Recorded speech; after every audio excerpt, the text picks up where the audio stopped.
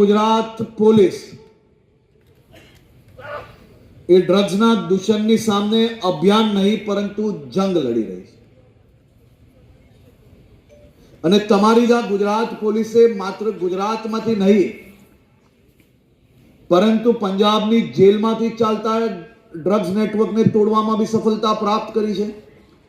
બંગાળના પોર્ટ પરથી બી ડ્રગ્સ પકડવામાં સફળતા પ્રાપ્ત કરી છે। મધ્યપ્રદેશ, રાજસ્થાન, મહારાષ્ટ્ર, દિલ્હી, ઉત્તર પ્રદેશ, ઉત્તરાખંડ આવા અલગ અલગ રાજ્યની પોલીસો જોડે મળીને બી ત્યાંથી ડ્રગ્સ પકડવાની કામગીરી કરી છે। પોલીસ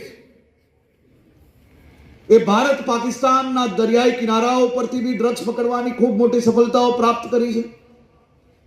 પરંતુ હવે આપણી જંગ એ ગુજરાતની કોઈ બી કોલેજોમાં ડ્રગ્સ ના વેચાય, કોઈ બી તમારા યુવાન સાથીઓ ડ્રગ્સના રવાડે ના ચડે, તે માટે હું આપ સૌ પાસેથી એક મદદ માંગવા આવ્યો છું।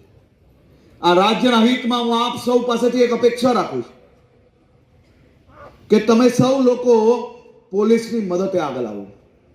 હું તમને વચન આપું છું કે તમારા યુવાન મિત્રો જે કોલેજની અંદર કોઈ બી પ્રકારે અગર ડ્રગ્સના રવાડે ચડ્યા હશે, હું એક બી ઉપર ડ્રગ્સનો કેસ નહીં થવા દઉં, પરંતુ હું એમના જીવન બદલવા માટે આપ સૌની મદદ માંગવા આવ્યો છું।